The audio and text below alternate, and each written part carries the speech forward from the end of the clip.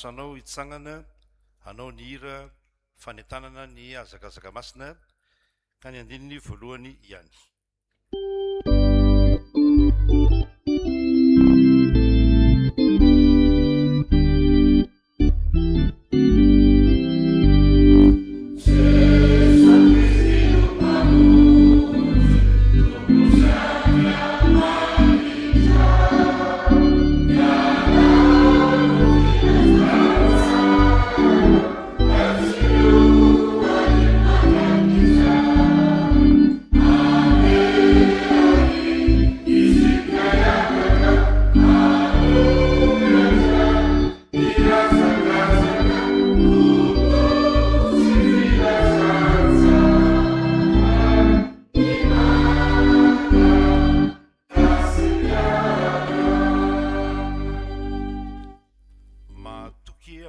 Ny tompo zanay ny lohateny ny lohahevitry ny perikupa mandritry ty volana aogostra ity.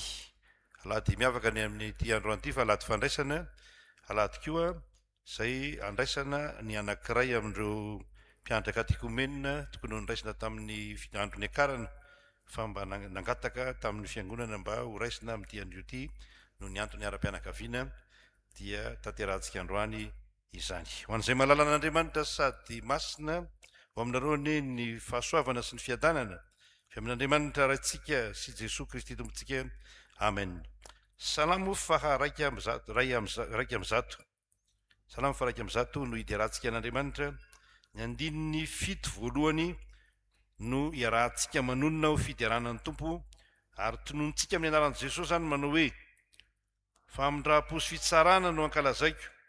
Ianao Jehovah no dia raiko, hitandrina ny lalana marina, raha oviana no tonga aty amiko ianao, handeha amin'ny fahitsin'ny foko ao anatin'ny tranoko aho, tsy ampitoetra zava-dratsy eo anoloan'ny masoko aho, alako ny mivadika, tsy hikambana amiko izany.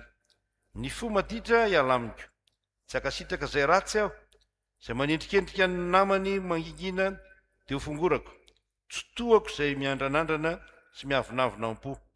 Ny masoko hijery izay olo mahatoky amin'ny tany mba hitoerany ato amiko, izay mandeha amin'ny lalana marina no hanompo ahy. Tsy mba hitoetra ao anatin'ny tranoko izay manao fitaka, tsy mba hijanony eo anoloan'ny masoko izay milaza lainga. Amen. Amen.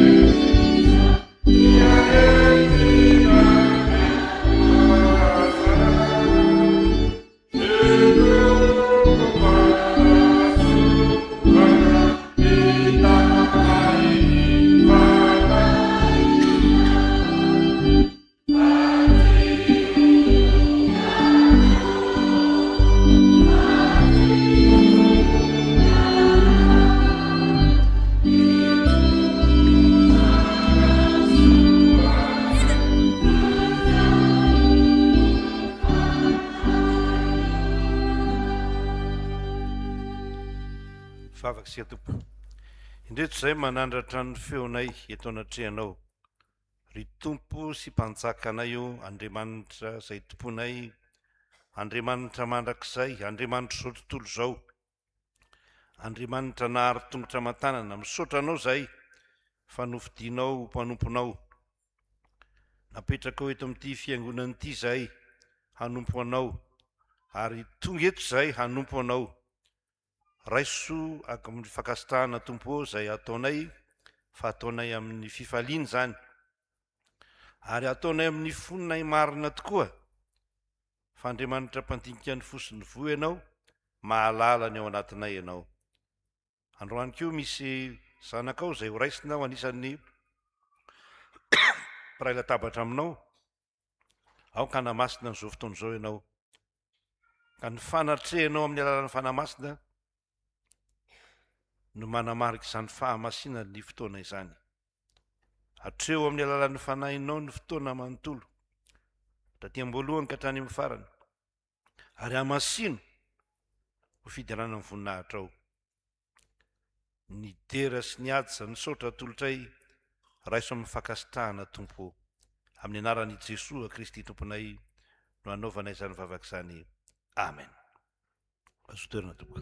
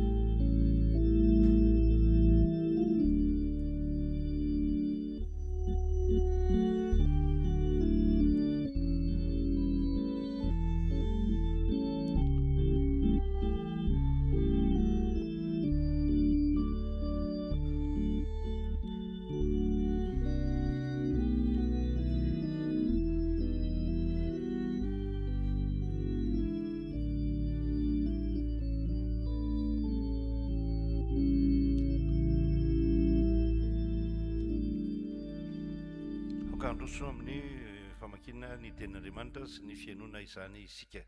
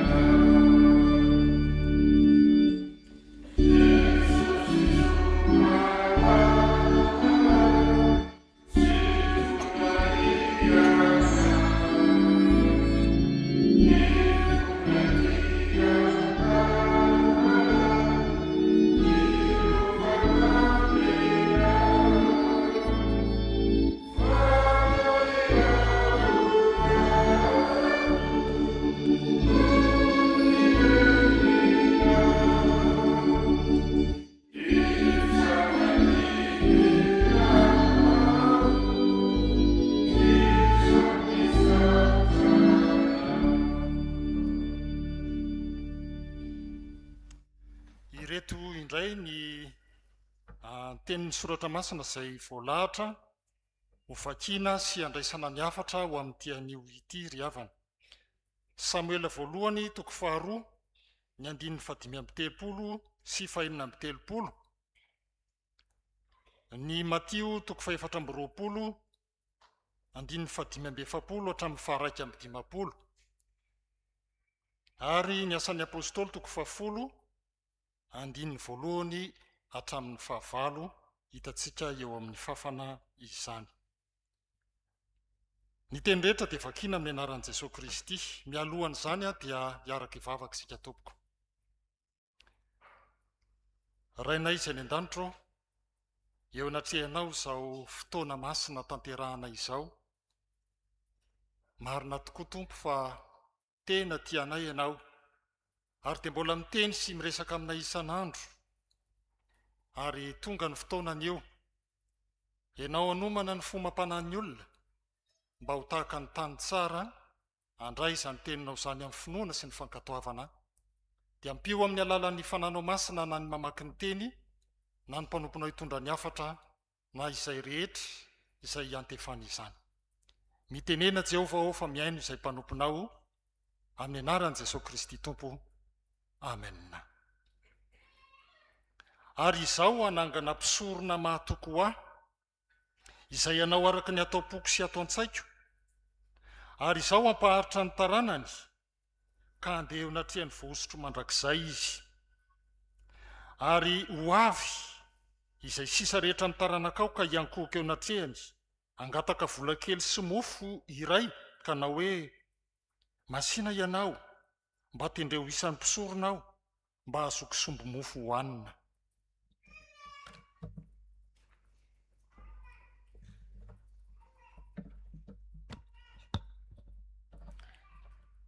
Iza moa no mpanompo mahatoky sy manan-tsaina, izay notendren'ny tompony ifeny mpanompony mba hanome azy anina amin'ny fotoana. Sambatra izany mpanompo izany, raha avy ny tompony ka ahita azy manao izany. Lazaiko aminareo marina tokoa, ho tendreny ho mpanapaka ny fananany rehetra izy.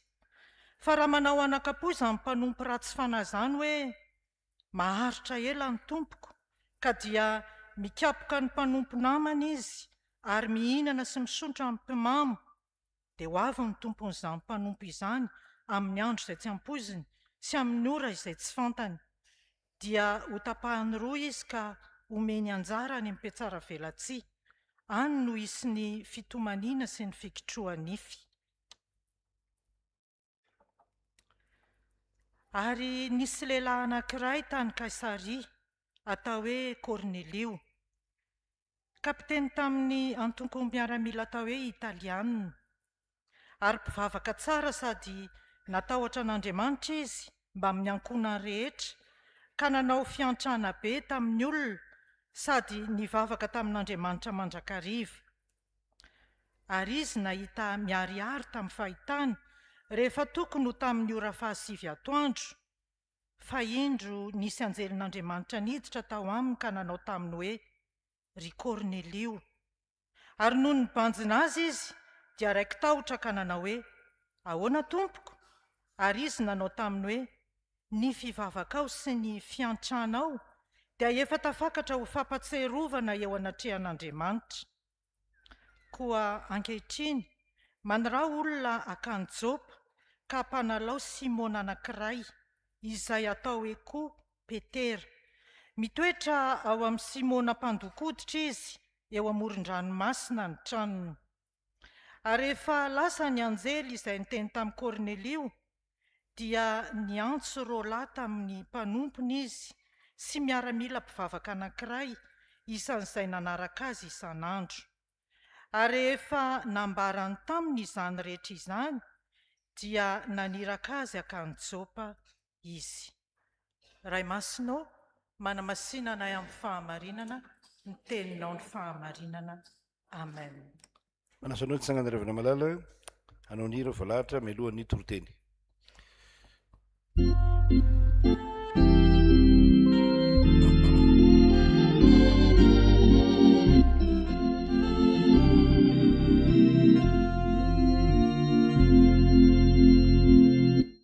Mandrapiavi itu umifava ni sana lumetani ya dina tusa isiema ya kanamira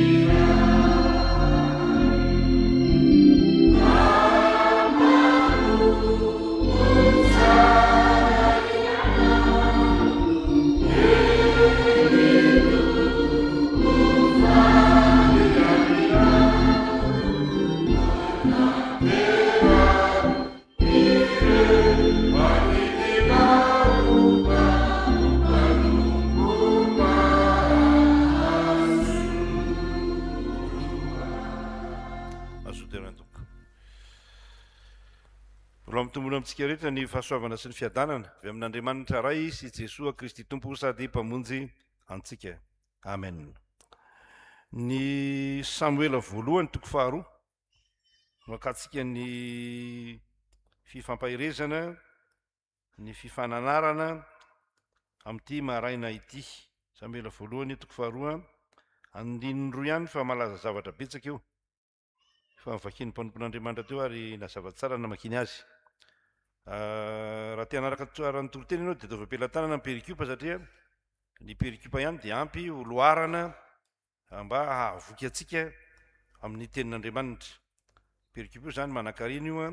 Hoe perikupa moa zany dia hoe hevitra mifanapatapaka ilay izy kanefa rehefa atambatra dia manome hevitra anankiray ihany hevitra matanjaka ao anatin'izay. Ny mpisorona mahatoky, ndray sokarabaka teny ao anatin'ilay texte ihany ilay izy, mpisorona mahatoky. Iny moa lazain'Andriamanitra ato zany rehefa miresaka an'io izy ary zao anangana mpisorona mahatoky ho ahy. Anangana mpisorona mahatoky ho ahy, mpisorona mahatoky. Miresaka hoe mahatoky io efa ndresako any tamin'ny fidirana voalohany na dia hafa aza ny toroteny tamin'izay. Io no anisan'ny teny fanalahidy azahoana manovany ny fiarahamonina. Teny hoe mahatoky. Io mahatoky mantsy hoe fidèle zany.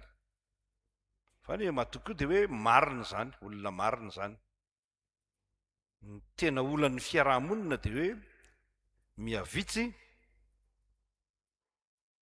mba tsy teny hoe tsy misy, miavitsy ny olona azo antoka, azo itokiana. Miavitsy. Fa ny ankamaroan'ny olona dia tsy mahatoky, mora mivadika, tsy manao izay zavatra nampanaovina azy fa manao zavatra hafa. Fa miretsaka fotsiny ianao ny atao hoe fandaminana ny tanàna, ny atao hoe politika, polisy avy amin'ny teny grika hoe polisy, mandamina ny tanàna ny dikan'izany. Fa moa manao an'izany tokoa ve ny olona mandamina tokoa ny tanàna ve? Na mandeha tokoa amin'izany fandaminana ny tanàna izany, feno korotana ny tanàna. Antananarivo ianao na any amin'ny faritra sasany ianao dia korotana ny tanàna. Feno ny mpisandoka, ny mpisoloky, ny mpangalatra moa efa tsy resahana iny. Inoko fa tsisy ny sany tondra volamena nareo kory andeha mivavaka anakaty. Raha tsy hoe nandeha fiara parapatonga teto tokotany angamba. Satria misy olona tsy ampozinao indray maka an'ireny zavatra ireny. Ka ity texte ity dia fampieritrertana antsika. Azahoantsika mieritreritra sy mandini-tena ihany koa ny andraikitra atsika fiangonana. Rehefa miresaka hoe fiangonana dia tsy hoe FFKM, tsy hoe TKM fa isika kristianina natao hoe fiangonana. Mieritreritra ny amin'izany koa tsika, mba mieritreritra amin'izany tsika ary matoa ny fiangonana mikorotana, ny fiarahamonina mikorotana dia manana andraikitra amin'izany tsika. Inona moa natao hoe mpisorona? Ny mpisorona dia ireo olona nanelanelana tamin'Andriamanitra ny vahoaka. Zany hoe rehefa misy olona manatona an'Andriamanitra dia ny mpisorona no manelanelana azy amin'Andriamanitra. Teo amin'izareo jiosy dia tsy manatitra fanatitra mivatana eny amin'ny altarany ny vahoaka tsotra, fa ny mpisorona no manao an'izany. Reo olona voatokany ireo, reo olona natokany ireo ary eo amin'ny taranak'Israely misy foko 12 ny Israely, dia ny anankiray amin'ny foko io no natokana ho mpisorona. Taranaka izay Levita. Levita dia natokana mpisorona ary maraky teny androany dia ny Levita ny misorona ny amin'ny Israely. Eo amin'ny firenena Israely izay mitsangana io hitantsika io zany zao na ny manao tsodrano aza any amin'izareo fa misy fanaovana test ADN ny taranak'i Levy. Ka rehefa mivavaka any amin'ny sinagoga dia ny taranak'i Levy no mitsodrano. Fa fanao zany raha ambonin'ny tany rehefa mandeha any ivelany any ianao dia mahita zavatra tahaka izany ka mandeha any amin'ny sinagoga. Ny mpanompo mahatoky na ny mpisorona mahatoky zany, Andriamanitra zany dia nametraka olona mahatoky. Dia olona mahatoky zany dia olona tsara, fifandraisana tsara amin'Andriamanitra. Ary natao hoe mahatoky dia olo marina, natao mpisorona, zany natao mpisorona. ary mba azahoany ny vahoaka an'andriamanitra manatona an'andriamanitra amin'ny fahatokiana tsara fa tena ho tonga amin'andriamanitra tokoa ny fanatitra zay aterina na ny vavaka zay akarany. Dia nanendrenreny andriamanitra ary teo amin'ny Israely dia anisany taty amin'ny voalohandohany anisany Ely moa ny resahany eto zany dia Ely tsy voalaza ao amin'ny soratra masina moa hoe nanao zavatra tsy nety izy fa zavatra tsy nety nataony dia zao ny zanany nanaonao foana ary tsy neken'andriamanitra nanaonao foana ny zanany. Mamaky an'io texte io ianao rehefa any an-trano dia mahita an'io fa nanaonao foana ny zanany ary dia andriamanitra tsy manaiky zavatra tahaka izany. Olona nofidiny ianao kanefa mivadika na manao zavatra tsy marina. Le zanany moa zany manahirana ihany le misy zanany roa lahy satria rehefa aterina ny fanatitra ny ondry na ny osy na ny zanakomby dia aterina eo amin'ny altara reny. Dia rehefa vita ny fanaterana azy eo amin'ny altara, ny hena kosa dia andrahoana ary ho an'ny mpisorona ny hena tamin'izany. Dia andrahoana anaty vilany dia tonga le roa lahy zanaky Ely zay maka ny ao anaty vilany avy hatrany, mitsabaka ao anatin'ny vilany avy hatrany zany. Le mangala-pihinana koa zany fa ho tana mahafaty iny. Raha ohatra ka lazaina amin'ny teny ampatsorana zany, dia mangala-pihinana avy hatrany, maka mitsabaka, mitondra fitrepika na karazana forsety ngeda be, dia avy dia maka ao. Dia halan'Andriamanitra zany satria ny fanatitra koa dia lasa halan'ny olona. Hoe na manatitra fanatitra any ary tsika zanakely ny mihinanao. Zanakely ny maka voalohany fa tsy Andriamanitra akory no tena omem-boninahitra ao. Dia zay zany nahatonga an'ity texte ity. Zay aloha le tara le texte zay. Ny inona moa zany atao hoe mpisorona mahatoky. Amin'Andriamanitra ny mpisorona mahatoky rehefa tarafina ao anatin'ity texte andininy roa kely ity dia voalohany ny olona hanao ny sitrapony. Zay ny atao hoe mpisorona nge, olona hanao ny sitrapony, somary mity adirima kely izy ity. Fa rehefa mahatoky ny mpisorona manao ny sitrapony dia tena tsy foin'Andriamanitra, tena tsy foin'Andriamanitra hitantsika fa mpisorona mandrakizay no tenen'Andriamanitra. Fa zay mivadika amin'Andriamanitra kosa dia soloiny avy hatrany. Hitantsika io fa tsika nge mpanompon'Andriamanitra tsika ty amin'ny fiangonana, ny fiangonana no azo lazaina hoe mandimby an'izany asa mpisorona an'izany. No nisorona nataon'i Jesosy Kristy teo amin'ny hazo fijaliana dia tsika fiangonana zany no mampifandray ny olona amin'Andriamanitra. Afaka mifandray mivatana amin'Andriamanitra ny olona no ny fisiny ny fiangonana, no ny fisiny ny kristianina toatsika. Dia afaka miresaka mivatana amin'Andriamanitra ny olona. Fa inona ny nametrahana ny fiangonana? Ny fiangonana dia natao hanao ny sitrapon'Andriamanitra. Fiangonana dia natao hanao ny sitrapon'Andriamanitra. Inona moa zany sitrapon'Andriamanitra zany? Io le lazainy hoe ary izao anangana mpisorona mahatoky ho aho dia ahoana ny toyany eo? Zay hanao araky ny atao-poko sy atao-tsaiko. Zany hoe natao hoe sitrapon'Andriamanitra dia zay ao am-pon'Andriamanitra sy ao an-tsain'Andriamanitra no ataonao fa tsy zay ao an-tsainao akory. Zay ao an-tsain'ny fiangonana zany no mahatonga ny fiangonana hoe ny fiangonana dia antsoina hoe apostolika ny fiangonana. Zany hoe miorina amin'ny tenin'Andriamanitra ny fiangonana. Manareo zay niantraka ato komena moa mahalala tsara an'izany nareo. Miorina amin'ny tenin'Andriamanitra ny fiangonana. Ny tenin'Andriamanitra, ny hevitr'Andriamanitra hitondrana ny fiangonana. Zany no isiany antsoina hoe teolojia aty amin'ny fiangonana. Tsy hoe entina fotsiny amin'izao ny fiangonana, tsy hoe natao fakambolana ny fiangonana, tsy hoe natao anambakana ny hafa ny fiangonana, fa natao ilazana ny tenin'Andriamanitra ny fiangonana. Ary rehefa mamaky tsara ny perikopy ianao, inona daholo ny sitrapon'Andriamanitra? Mamaky an'ilay Matthieu 4:20 tsika, dia indray avadikitsika amin'ny Matthieu 4:20 ilay texte. Dia misy an'ilay mpanompo mahatoky ao, andininy 5:20. Toko 4:20, andininy 5:20. Iza no lazainy eo? Amin'ny anaran'i Jesosy manao hoe iza moa ny mpanompo mahatoky sy manatsaina zay notendren'ny tompony hifeny mpanompony mba hanome hanina azy amin'ny fotoana. Sambatra zany mpanompo zany. Natao hoe mahatoky zany dia inona ny tena sitrapon'Andriamanitra? Ny hanome hanina ny hafa, ny hamelona ny hafa.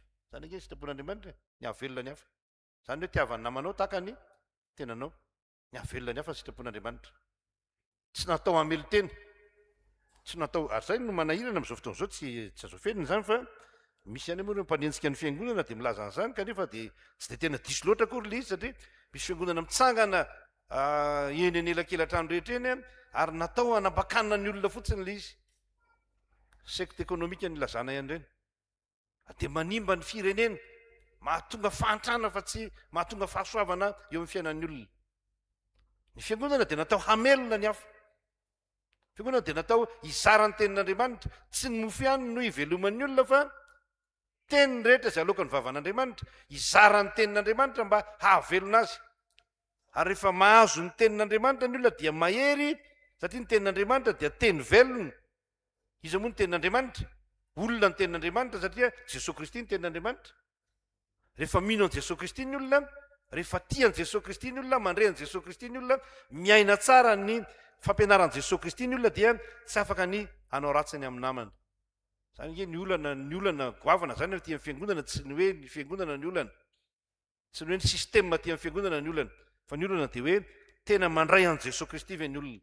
Fa raha mandray azy izy dia manana fiainana. Zaho avy mba hanana fiainana, ary anana be dehibe Jesosy. Tsy tonga mihitsy Jesosy ahatonga ny olona ho mahantra, tonga ny olona ho fadiranovana, fa nangoraka an'ireny azy izy. Fa Jesosy zay torin'ny fiangonana dia mahatonga ny olona ho velona, ary tsy velona raha-pitso ihany, tsy velona vetivety, fa ho velona mandrakizay. Hanana fiainana mandrakizay, iaina amin'izany fiainana mandrakizay zany. Ary eto ambonin'ny tany zany dia efa azo sitrahana, fa tsy hoe miandry raha-pitso, miandry amin'ny fahafatesana, miandry raha-pitso amin'ny rehefa maty ianao na oriana ny fahafatesana, ny fiainana mandrakizay, fa azo sitrahana eto ambonin'ny tany zany fiainana mandrakizay zany. Ary zany no sitrapon'Andriamanitra. Ny sitrapon'Andriamanitra dia ny ahazon'ny olona rehetra ny fiainana mandrakizay amin'ny alalan'i Jesosy Kristy. Ary zany no ampanaovina antsika ary avana malala.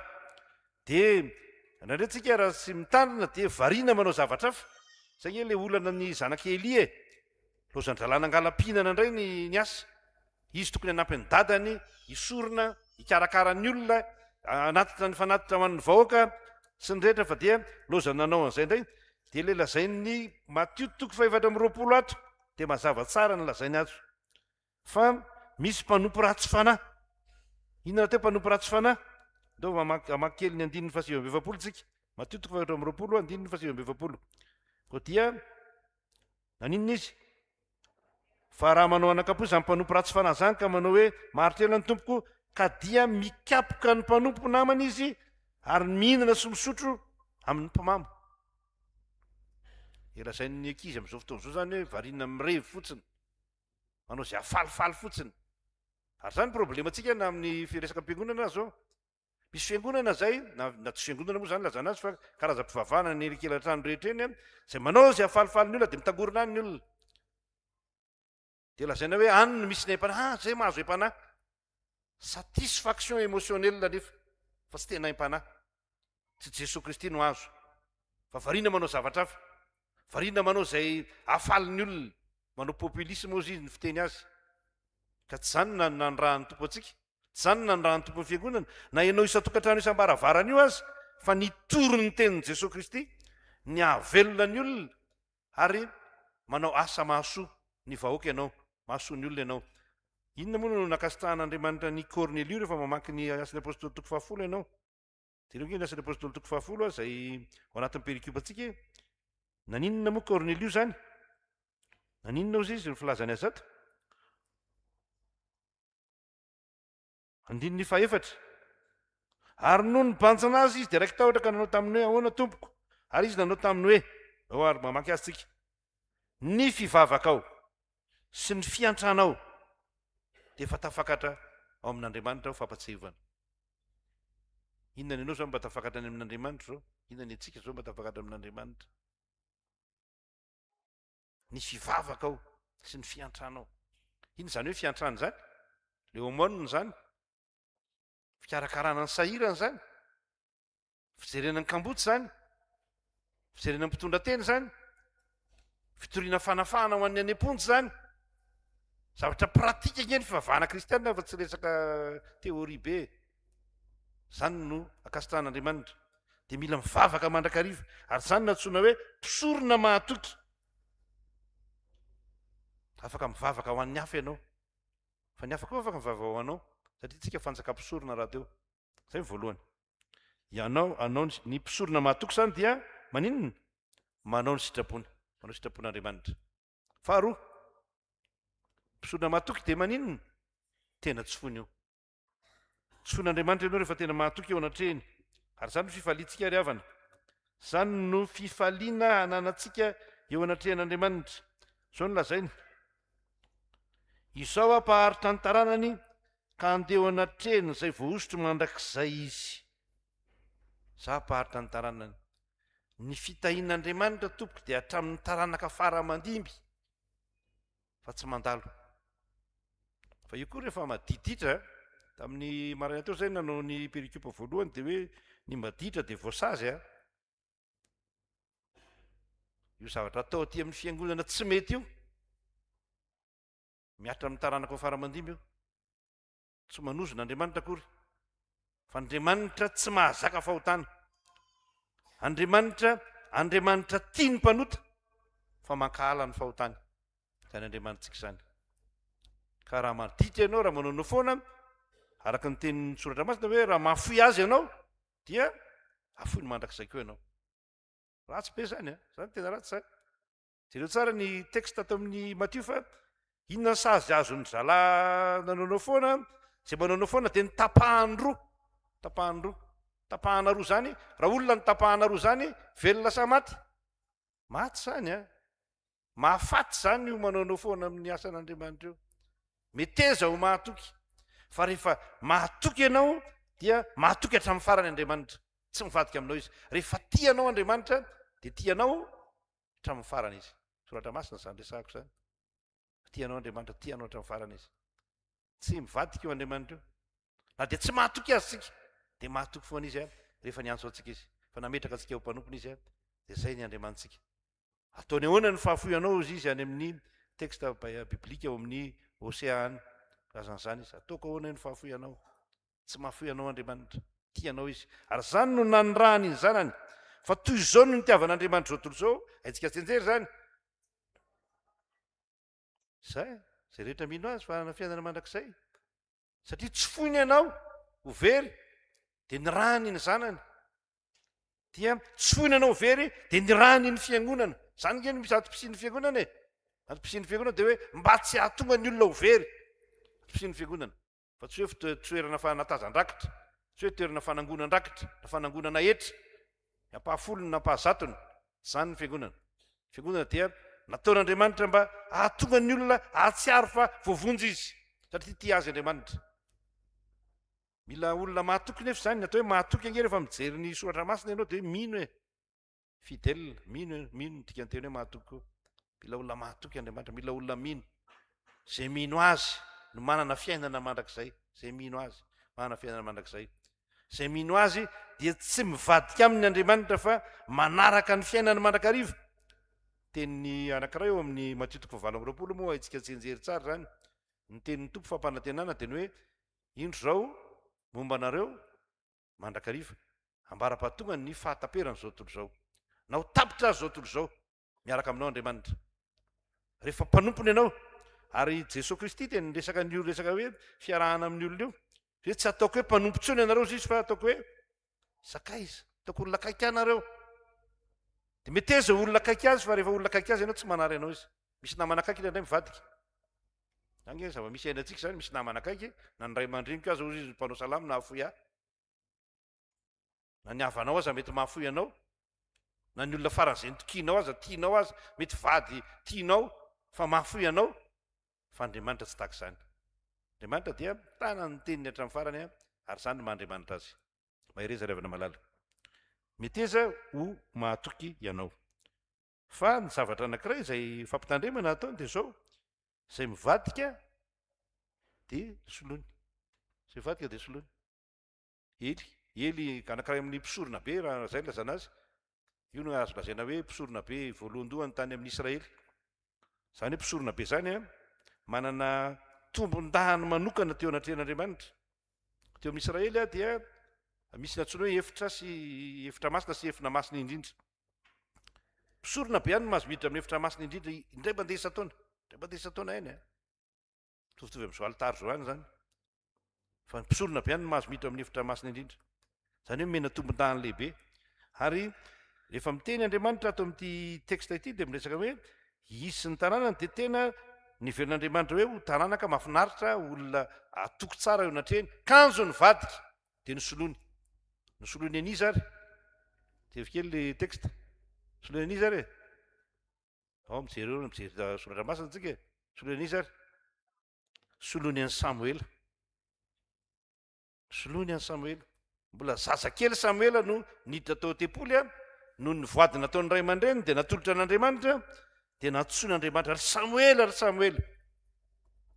nahalala izy moa tamin'ny voalohany dia nanatona ny Eli nyantso anga ianao fa nahalala Eli fa Jehovah nyantso azy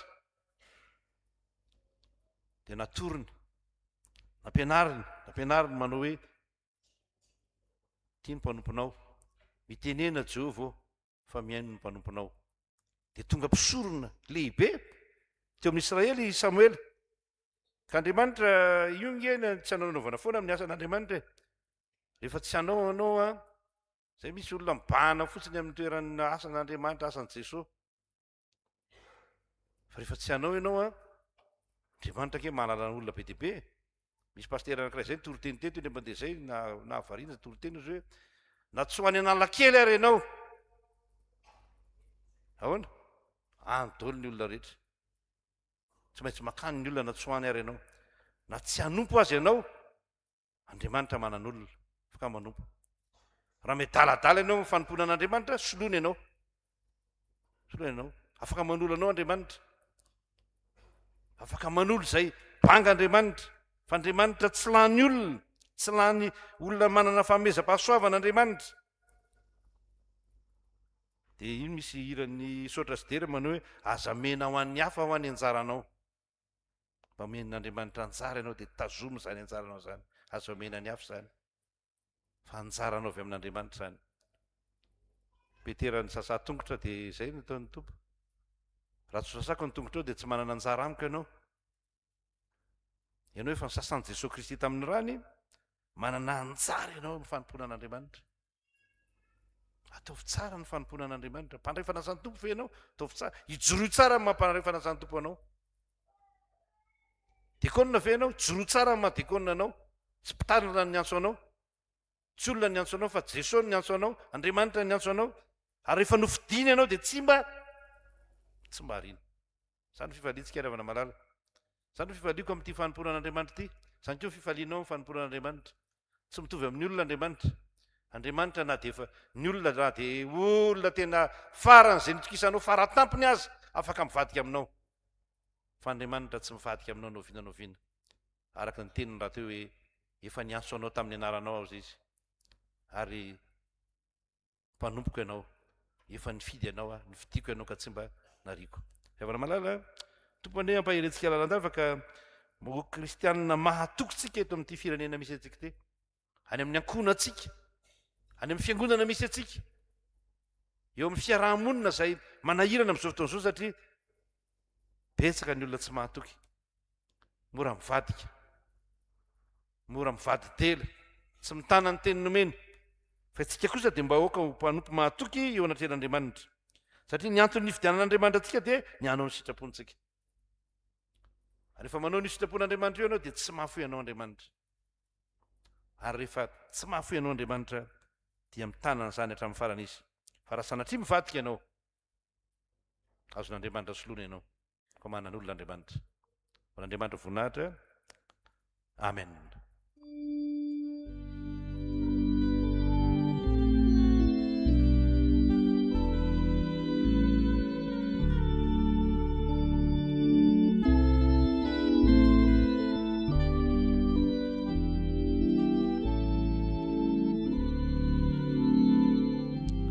Fafakisika ny teninao dia tsy mba mivadika Andriamanitra fa mahatoky zany teninao zany izahay no mivadika mifona aminao zahay fantatrao ny fahalemenay tsy fahatanterahanay eto amin'ny firenena malotomolotra sady malotomolotra zahay tsy mitana ny teny nomena eny fa na dia amin'ny fanompona azy kingy zay tonga ety amin'ny alitara manaiky fa ho mpandray fanasan'ny tompo manaiky fa ho tekonina, manaiky fa ho mpiandro, manaiky fa ho mpitandrina, manaiky fa ho zaosozao eo amin'ny fanomponanao. Kanjo mora manadino, mora mangatsika, mafana fo amboalohany saingy mangatsika rehefa aveo, mora mivadika amin'ny asa fanompona, mora marisarisa amin'ny asa fanompona, satria mijery olombelona fa tsy mijery anao Andriamanitra. Mifona aminao zahay tompo, eny mifona aminao zahay fa Andriamanitra mpamela eloka ianao, havelao ny elokay fa fantatro ny fahalemena. Ataonay ao anatin'ny vavaka mangina ny fifonanay, mieno vavaka noho ny amin'ny Jesosy Kristy zanakao maty hamonjy anay.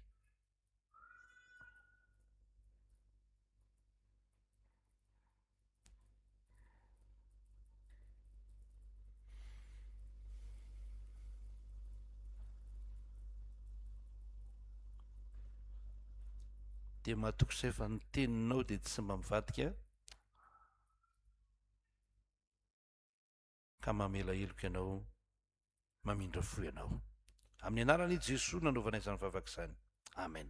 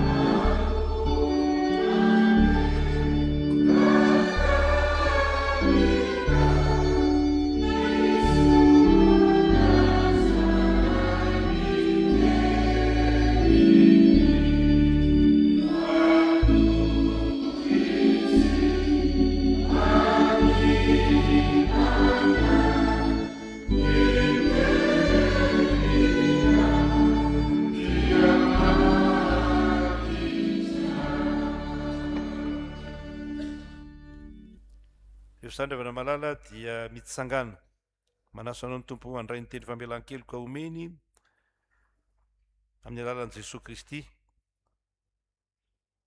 Arak'izao teny izao manao hoe, hoy ny tompo: avia ary fandahatra isika, na dia tahaka ny jaky aza ny fahotanareo, dia fotsy tahaka ny oram-panala, na dia mangatrakatraka tahaka ny sily aza, dia ho tahaka ny volon'ondry fotsy. Raha miaiky ny fahotantsika isika dia mahatoky somarina izy ka mamela ny fahotantsika ary manadio antsika ho afaka amin'ny tsy fahamarinana rehetra. Koa voavela ny heloka ireo noho ny anaran'i Jesosy Kristy, aza manota intsony hatramin'izao, midy arantombotsika. Amen. Voavela ny elony sy voasarina fahotany, sambatry ny olona izay tsy sainy Jehovah heloka, ato fitaka ny fanahiny. Amen. Amen.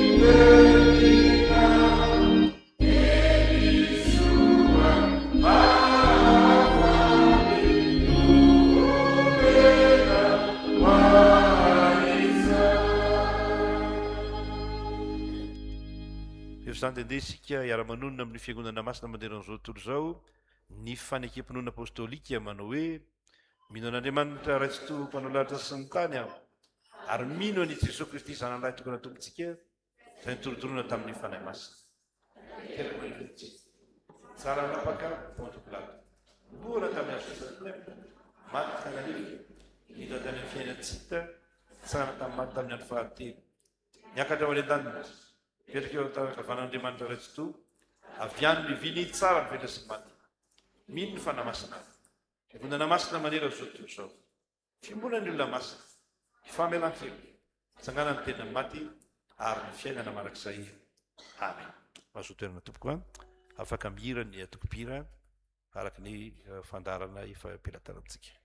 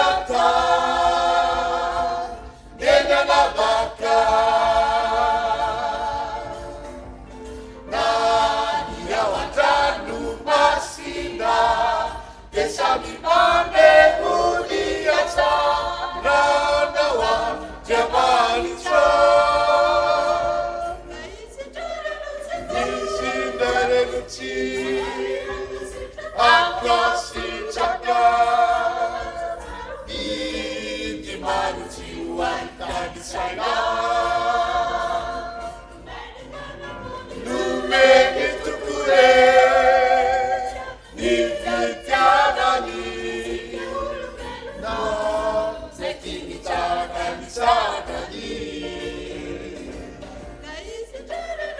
isindarenuti ankasitraka idimaruti ualitanisaina numene tukure nivitiamani nazakinitakanisana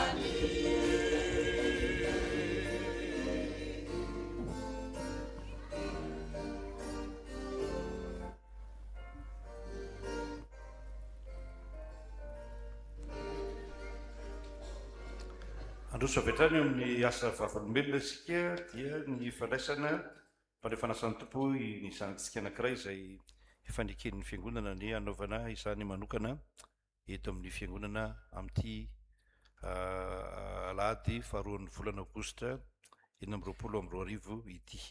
Ho ataontsika ny hira fanampy ny larana faharoa andininy voalohany ihany aloha dia ao anatin'izany no mitsangana ety amin'ny alitara ianao ry zanaka malala dia mandroso amin'izany tsika. Zavatra.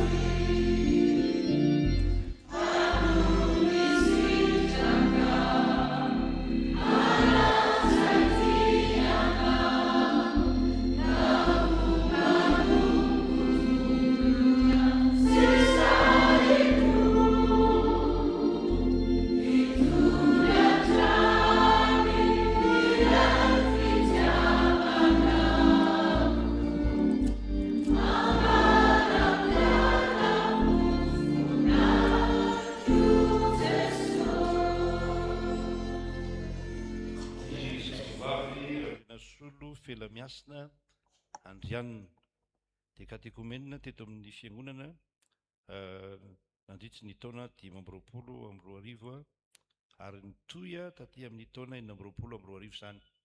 Nanao fangatahana manokana mba ho raisina manokana amin'ity alahady fandraisana volana aogositra ity ary dia efa noentina teo amin'ny ambaratonga teto amin'ny fiangonana izany dia nekeny ny anaovana fandraisana manokana azy ato amin'ny fiangonana mba ho mpandray fanasany tompo.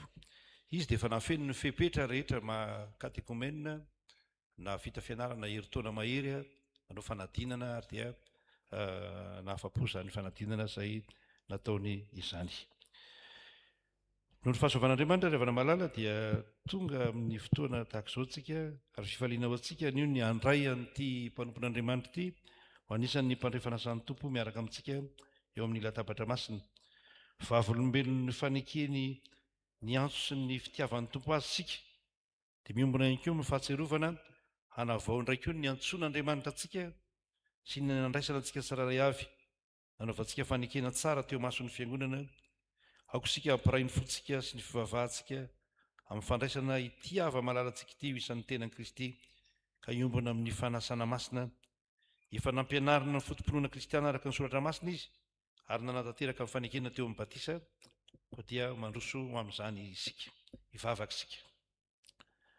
Ry iray mandrakizay eo misaotranao zahay ary misaotranao amin'ny fonay manontolo fa sitrakao mantsy ny nanome toky anay fa ny teny fikasana momba ny famonjena dia ho anay sy ny zanakay raha nan'izay rehetra lavitra na iza tsony ny fitiavana hanatona anao. Andriamanitra tsara sy mahatoky eo ninony fanambaranao zahay. Teo batisa dia nanokana ny zanakay ho anao zahay ka nangataka ny rotsaha ny fahasoavanao aminy. Nampianarinay ny filazantsaranao izy. Niezaka izay na dia malemy azy mba hitarika azy eo amin'ny fiainana mandrakizay dia ny mahafantatra anao izay Andriamanitra tokana sady marina sy Jesosy Kristy izay fanindраhinao. Raketriny rehefa nandre ny antsonao izy ka afaka hifidy ankalalahana lalana izorana dia io tonga eto anatrehanao mpanambarany finoany. Ry Tompo, mba inoreny ny vavaka rehetra miakatra eo aminao azy. Raisy koa izay rehetra nio amin'ny firaisana masina aminao, amin'ny anaran'i Jesosy Kristy zanakao, mpamonjy anay, no anaovana izany vavaka izany. Amen. Andininy fahatelo amin'ny hira fanampiny, larina faharoa teo.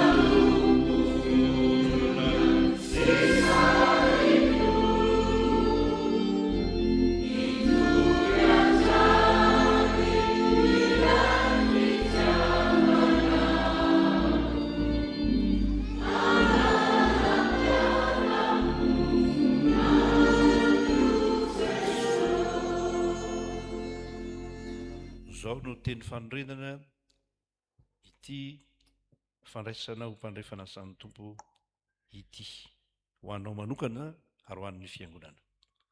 Ho ny Tompo, izaho no mpiandry tsara, ny mpiandry tsara manolotra ny ainy hamonjy ny ondry. Raha misy olona ta hanaraka aoka izy an-tany-tenany sy hitonany azy fijaliany ka hanaraka, fa na iza ny ta hamonjy ny ainy dia havery azy. Ary na iza ny ta havery ny ainy no ny amiko dia azo zany. Fa inona moa no soazon'ny olona raha mahazo zao tontolo zao kanefa very ny ainy, ary inona no omen'ny olona ho takalo ny ainy. Fa na iza no ny sitrapon'iraiko izay any an-danitra dia izy ny rahalahiko sy anabaviko ary reniko, ary amin'izany nazovonazovona anak'iaho eo anatrehan'ny olona, dia ekeko kosa izy eo anatrehan'ny raiko izay any an-danitra. Fa nazovonazovona handa ahy eo anatrehan'ny olona dia ho lavo kosa izy eo anatrehan'ny raiko izay any an-danitra. Ko mangataka anao ary izay rasanako malala, mba hamaly ny fanekena ilain'ny fiangonana amin'izay rehetra teo anisany ka hamaly mazava tsara ianao.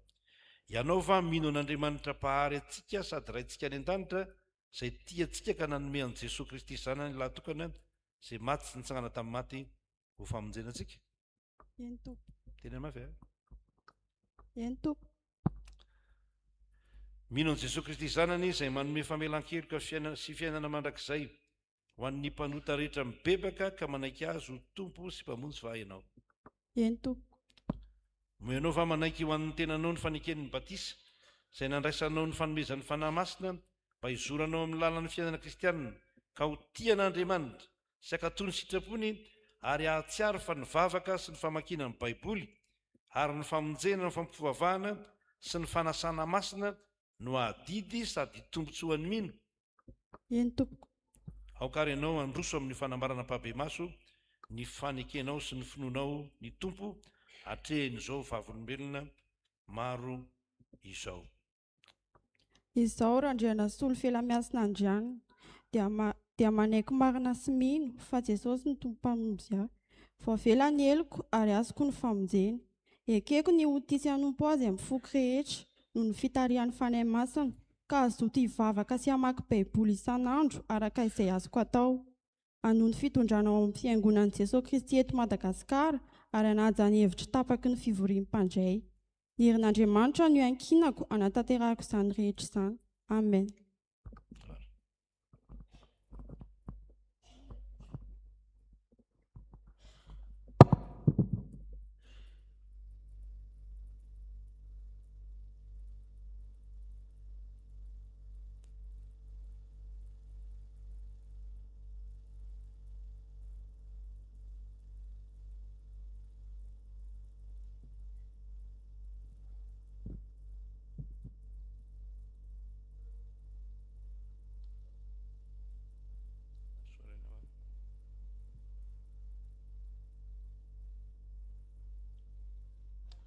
izany fanekendana nataonao teo zany dia amin'ny anaran'ny raisiny zanaka ary ny fanamasina no hitsofanay rano sy andrasanay ianao bisa momba ny tenan'i Kristy ka hanasana ianao andray anjara miaraka aminay ao amin'ny fanasan'ny Tompo. Andriamanitra raha tsy toa izay niantso anao hiala amin'ny maizina ho amin'ny fahazavany mahagaga no hahatanteraka sy ampiorina ary ampitoetra anao. Amen. Mitsangana ary mahireza sy matanjah ombanao ny Tompo. Amen. Favaka isika Tompo. Tompo Andriamanitra rainay eo misaotra anao zahay no ny amin'ity ora nomenao iainanay eto anatrehanao ity. Apetraka eo an-tananao raha io ity mpanomponao ity izay voavina namafy ampahabe maso ny fanekeny taminao. Ianao ry Andriamanitra rainay eo no niantso azy ary namaly izany antsonao zany izy. Da io ny fanapahan-keviny toetra amin'ny fahatokinanao. Omeo azy ny hery hahatanterahany an'izany no ny asan'ny fanahy masina. Ianao ihany no ka hanomana azy hanatona ny latabatra masina sy hampiditra azy amin'ny firaisana amin'ny zanakao. Ataovy marina ny fibebany, ataovy matanjaka ny finoany, tsy azozolozolona ny fanantenany ary mahery ny fitiavany. Aoka hifikitra mafy amin'ny marina izay mahavonjy izy ka hiasa lalandava mba hitombony amin'ny fahalalana izany marina izany. Isehony amin'ny kery mandrakariva eo anatrehan'izao tontolo izao ka ho vavolombelona amin'ny teniny sy ny asany. Favaka aminao izay Tompo, mba omeo anay rehetra koa ny handroso hatrany eo amin'ny fiainana kristianina, hibantsina ny fanjakana mandrakizay fanampanantenainao ho an'ny zanakao. Eno zahay ry Andriamanitra ny famindram-po fa amin'ny anaran'i Jesosy Kristy zanakao malala anao mpamonjy anay no angatahanay izany. Amen. Fandrefana sany Tompo vaovao taninao izay anananao mba tsy hisy akany sady voninahitra eo. Mbola tanora ianao fa matoky izay fa mitana tsara ny finoana izay efa natobotra anao ianao ary tombo amin'ny fahatsarana rehetra voninahitran'Andriamanitra na amin'ny fitondran-tena na amin'ny fihetsika na amin'ny teny na amin'ny asa teo vavolombelon'i Jesosy Kristy amin'ny tanora namanao ianao ka mahireza sy matanjah. Mahireza sy matanjah ny Tompo mombanao dia mandehana fifanen'ny Tomponao. Amen. Dao ary. Mahazo-petraka ianao feo zava-maneno no iraintsika no ataontsika dia ao anatin'izany feo zava-maneno izany tsika no manao ny ratim-pahasoavana saorana an'Andriamanitra.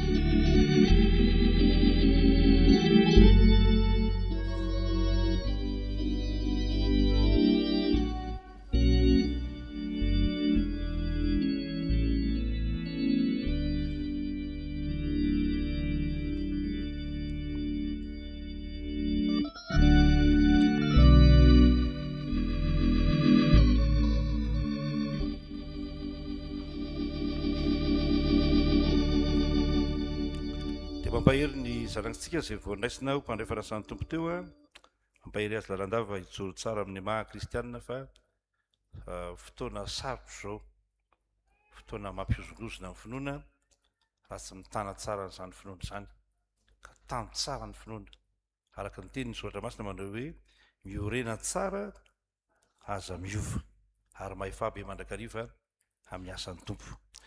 Rehefa tak'izao koa zany a dia mba mikitika tena na manongo teny eo ny mbola tsy mpandray fanasan'ny tompo hoe mieritreritra ny fanoloran-tena. Efa mpandray raha teo moa dia mantiny tena tsara mieritreritra ny amin'ny hoe manahoana ny mahampandray a mahajoro tsara ve ao anatin'izany ady rehetra atrehana sy rivotra mitsoka eo amin'ny fiarahamonina izany.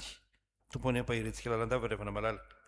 Dia tonga amin'ny dingana manarakatsika dia filazana ny raharam-piangonana fitinin'ny mpitandron-tsoratra ny fiangonana zany a aorian'izay avy hatrany dia mandroso amin'ny rakitra isika. Ndavara.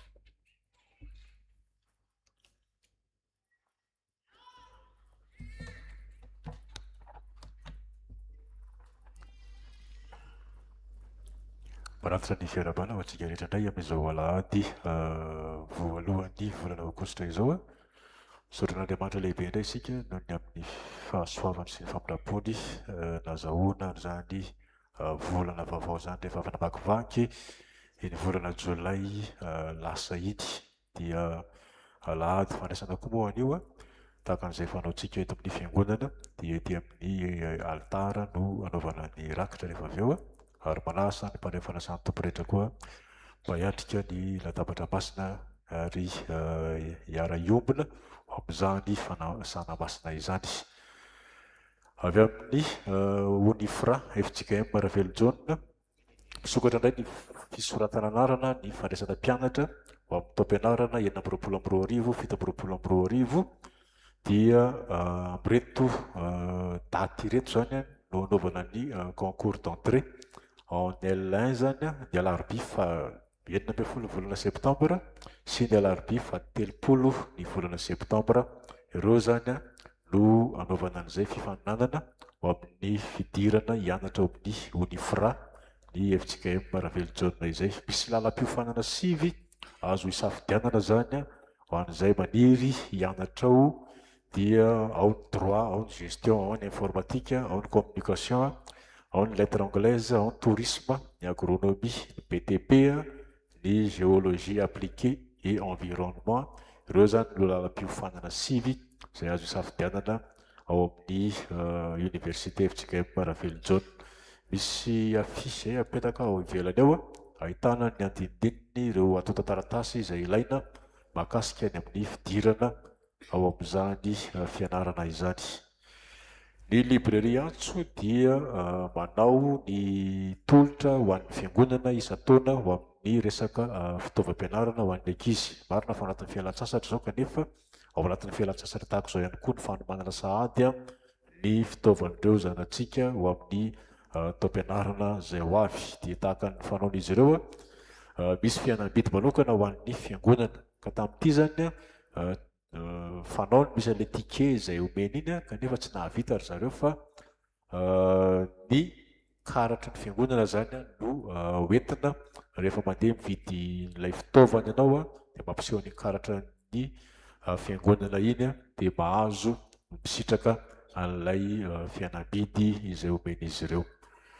Zay no mahakasika ny momba ny fianarana moa zany raha ny ilazana azy. Fa ny sampana sy ny fikambanana kosa, ny fikambanana zokiola sy ny ray aman-dreny dia anatanteraka ny fivoriana izay fanaon'izy ireo amin'ny sabotsy ho avy zao amin'ny 3 ora tolakandro dia miantso ny mpikambana rehetra moa zany mba hamonjy izany fivoriana izany. Ny sampana vokovoko manga synodam-paritany Antananarivo andrefana ny mpandrindra rantsana ray aman-dreny dia hanao fotoam-bokatra amin'ny sabotsy ho avy zao ihany koa ery amin'ny FJKM Ambohibao Antehiroka manomboka amin'ny 9 ora sasany maraina ny fotoana dia manasa ny rantsana ray aman-dreny sy ny rantsana fanantenana eto amin'ny salema vaovao izy ireo mba handray anjara hira na soradia anankitelo ao anatin'izany fotoana izany. Raha fisaorana noho ny fahasoavan'ny tompo ka nandraisany ahy io mpiray latabatra aminy dia faly manolotra lakim-pisarona 150 000 ariary 50 000 ariary avy ho an'ny fiangonana ho an'ny fanorenana ary ho an'ny ray aman-dreny mpitandrina farandriavana dia milaza amintsika fiangonana zany fa roso amin'ny fialan-tsasatra sy ny recyclage moa zany ray aman-dreny mpitandrina manomboka amin'iny herinandro ambony iny any Mahajanga dia eo zany izy androany zany no farany maheo azy dia manatanteraka izany izy mandritra ny volana aogositra ray manontolo ity ka dia zay zany tsara fantatsika fiangonana zay fotoana sy zavatra ho tanterahan'ny ray aman-dreny mpitandrina izay dia ho an'Andriamanitra irery ny voninahitra. Nao androso avy hatranintsika amin'ny rakitra ravana malala mavitribitrika isika manatanteraka izany voninahitra Andriamanitra. Tavary.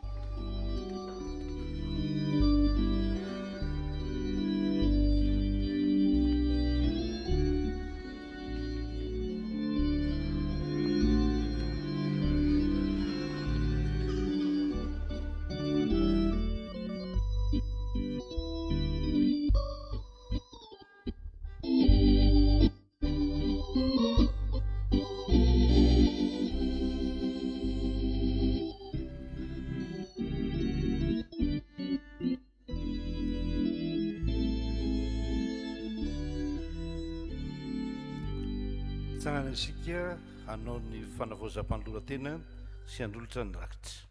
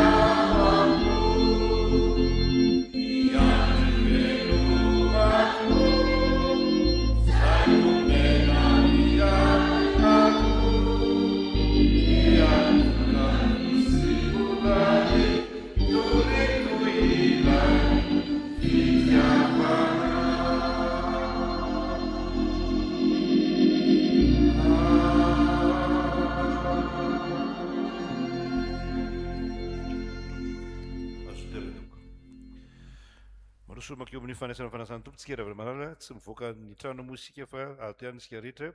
Ianao mpandray fanasana tompo dia mitsangana rehefa mandalo eny ny dekona ary miara-mipetraka rehefa samy nahazo.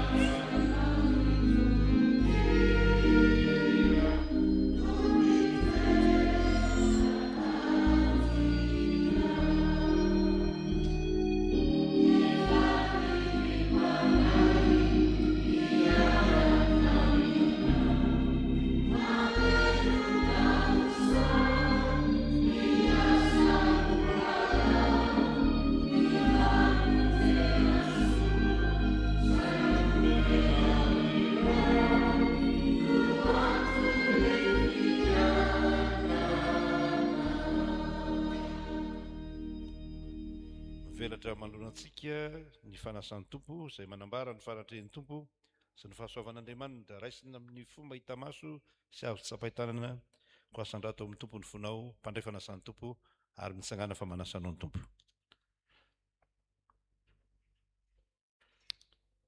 Fa voasoratra hoe ianareo rehetra izay mangitaeta mankanesa amin'ny rano, ianareo izay tsy manam-bola avia mividia ka homana, eny avia mividia divay sy ronono nefa tsy ambolana amin'ny karena. Nahoana ianareo no mandany vola amin'izay tsy hanina ary ny vokatra ny fisasaranareo amin'izay tsy mahavoky? Mihaino dia mihaino aho, ka hano izay tsara areo ka iravoravo amin'ny matavy ny fifanahinareo fa afaksika. Fantatray fa tompony tompo sy mpanjaka ny mpanjaka ianao ry Jesosy Kristy mpamonjy anay eo. Anao avokoa ny fahefanaritra ny an-dandrasy ety ambonin'ny tany. Ho midera sy mankalaza ary manome voninahitra anao isan'andro sy anandro. Ny anjely tsy omby alinalina, ny mpaminany sy ny apôstôly, ny martiora ary ireo olom-bavitra efa sambatra ao aminao. Ko avelao reny feonay, mba iombona amin'ny feon'izy ireny, misantara sahady ny fanjakana sy ny fiombiana hoe Masina, Masina, Masina, Jehovah,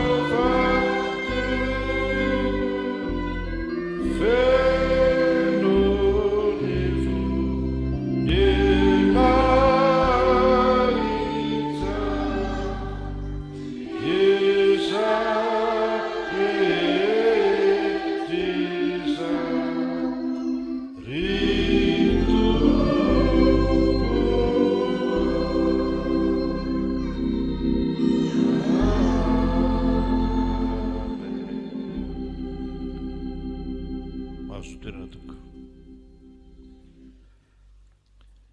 Rehefa malala aoka inotsika ny teny fanorenana ity sakramenta masina ity. Fa i Jesosy tompontsika tamin'iny alina iny, izay namadiana azy. Dia nandray mofo ary rehefa nisaotra izy dia novakiny izany ka hoy izy, ity ny tenako ho anareo, izao nataovy io fahatserovana ahy. Dia arak'izany koa ny kapoaka rehefa nihinana dia hoy izy, ity kapoaka ity no ilay fanekena vaovao amin'ny rako, izao nataovy fahatserovana ahy, na oviana no misotro ianareo. Fa na oviana ianareo no mihinana itony mofo itony sy misotro amin'ny kapoaka, dia manambara ny fahafatesan'ny tompo ianareo mandra-piaviny. Hivavaka isika. Ry tompo rainay ny an-danitro, indreto izay manao teo anatrehany noho ny fahatserovana ny fahatongavany zanakao olona, ny fijaliany sy ny fahafatesany, ny fitsanganany avy tamin'ny toerany maty ary ny fiakarany tamboninahitra sy ny fifonany mandrakizay. Dia miandro mitalao ny fiverenana izay, mba fenoany voninahitra ao ny fanaty mpisaoranay. Da io tanteraka izao sakramenta masina izao, ary mba ekeo endrik'ilay fanaty natokana azy tanteraka naterina indray mandeha monja ho anay teo amin'ny hazo fijaliana tamin'ny alalan'i Jesosy Kristy mpamonjy anay izany. Ry tompo rainay ny an-danitro, aoka ny fanahinao masina, hiasa mahery eo aminay. Hamasino ny mofo mba hanambara ny tenan'i Jesosy Kristy. Hamasino ny kapoaka mba hanambara ny ran'i Jesosy Kristy tomponay. Hiasa aminay ny fanahinao masina, tserovanay ho tafaray marina tokoa ny tena sy ny ranon'ny tomponay eto ampandraisana izao mofo sy kapoaka izao. Fa ny fanahinao masina no haharianao anay, hamelomanao, hanamasinanao ary hanomezanao anay ny zavatra rehetra. Mianoa anay ry Andriamanitra tsy toa noho ny fitiavanao sy ny famindram-ponao amin'ny Kristy, fa amin'ny anarany no angatanay izany. Amen. Manasanao mparefarazany tompo hitsangana.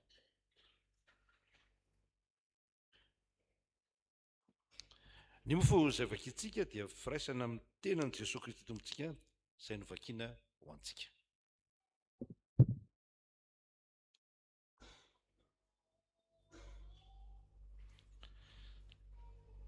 Ary ny kapoaka ny fisaorana izay isaorantsika dia firaisana amin'ny ran'i Jesosy Kristy tompontsika, dia ny ran'ny fanekena vaovao izay nalatsaka ho antsika ho famelan-keloka. Satria iray ihany ny mofo, isika koa dia teny iray ihany na dia maro aza, fa isika rehetra dia samy mandray amin'izany vatana iray izany avokoa.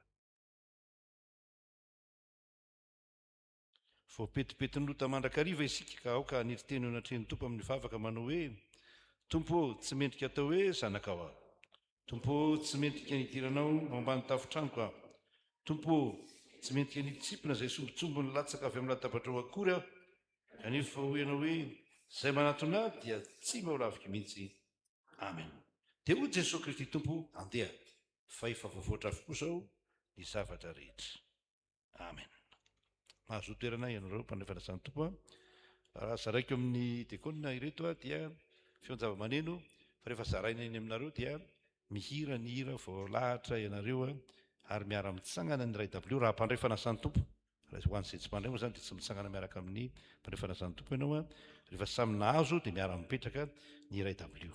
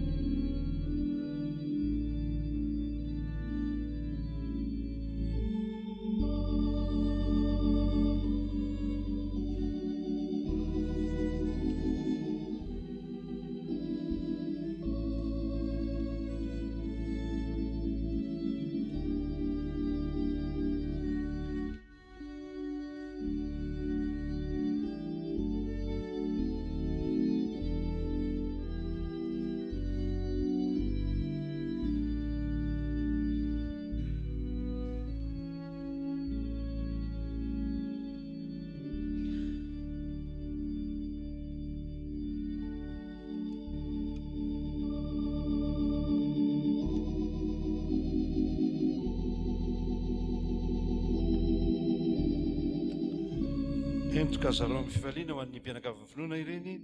Amen. Avy dia mihira isika ary ny hira ataontsika dia tsy misy elanelany akory fa avy hatrany dia iraina hatrany hatrany ny tonony manaraka.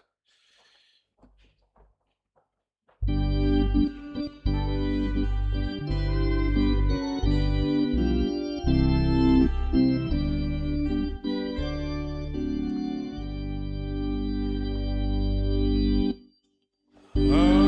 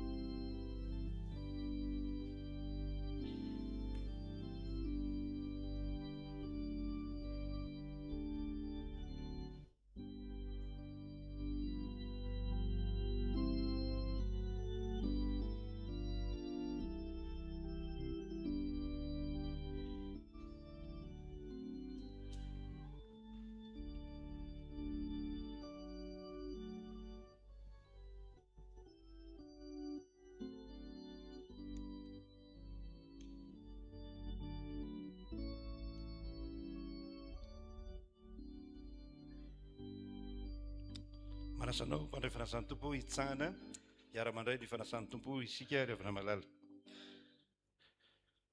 Hoy Jesosy Kristy tompontsika, raiso hano ity ny tenako izay omenao anareo, ataovy izany ho fahatserovana ahy.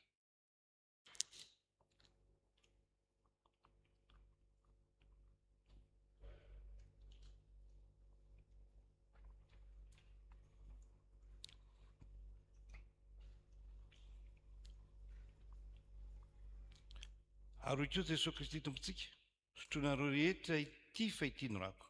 Dia nindra ny fanekena vaovao izay latsaka ho an'ny rehetra famelan-keloka, izao no atao fahatserovana na oviana no misotro ianareo.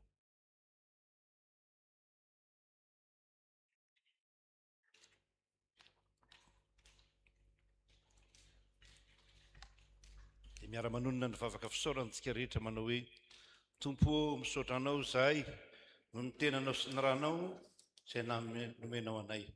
Tena tafaray amin'i Jesosy zanakao zahay ho vavolombelona n'aiza n'aiza amin'ny anaran'i Jesosy. Amen. Mamo Jesosy fitiavana.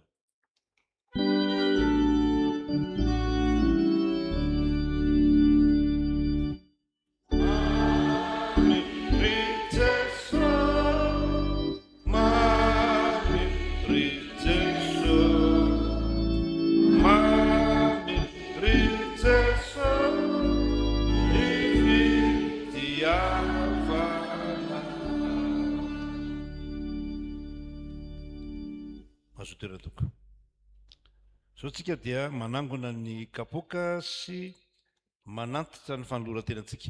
Ny kapoka moa dia AZD iny ka azonao entina mody raha tianao no hitona azy mody, fa raha tsy izany dia omenao ny dekona ho ahorony izany.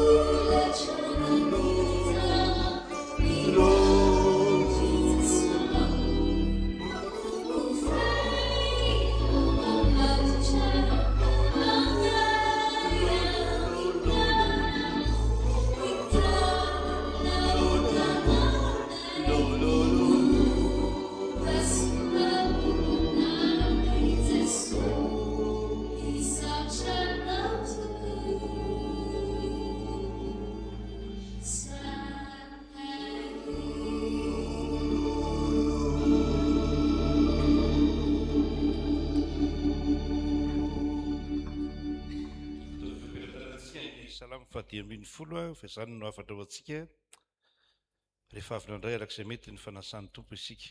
Salamo 5:10. Ny andininy voalohany dia vakiako fa ny andininy manaraka indrindra dia rahantsika mamaky izany. Tsangana isika. Ary aorianan'izany avy hatrany dia iraina avy hatrany ny hira mamarana ny fampivavahana. Jehova, iza no hitoetra amin'ny tabernakelinao? Iza no ononao an-tendrombohitra masina? Izay mandeha tsy misy tsiny ary manao izay mahitsy, sady misaintsaina ny marina ny folo, tsy manendrikendrika amin'ny lelany, sady tsy manisy ratsy ny sakaizany, tsy manao izay hafa-baraka ny namany, tsy manaja ny ratsy fanahy, fa manome voninahitra ny matahotra ny Jehova, tsy mivadika amin'ny fianianany, na dia manikotra ny tenany aza, sady tsy mampiana ny volany, na mandray kolikoly hanameloka ny marina, izay mitanany izany dia tsy mba hangozozo mandrakizay. Aroko ambonin'izany rehetra izany fitiavana fa fen'ny fahataterahana izany. Dahorantsika hanao ny hira famarana. Tsangana fiangonana manontolo.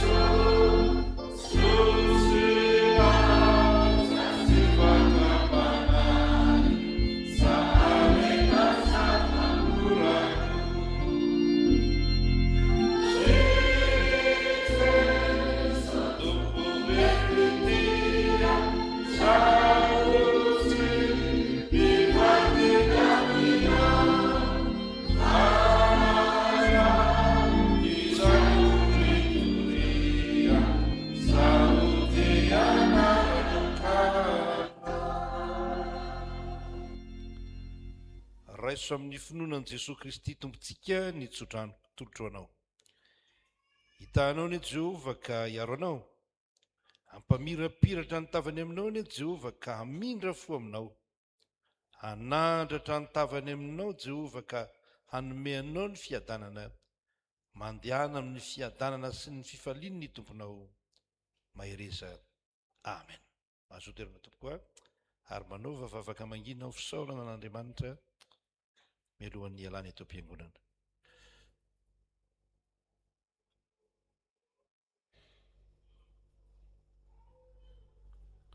Dia ho anao Andriamanitra tokana sady hendry ireriany ny voninahitra amin'ny anaran'ny Ray sy ny Zanaka ary ny Fanahy Masina. Amen. Dia mirary fitahin'Andriamanitra ho antsika ravana malala. Misy moa ny manao vakansy eto Antananarivo dia arapaina raisina ny fifaliana. Ho an'izay hanao vakansa moa dia bonne vakansa. Ho an'izay eto tanàna dia ambeny tsara ny tanànantsika.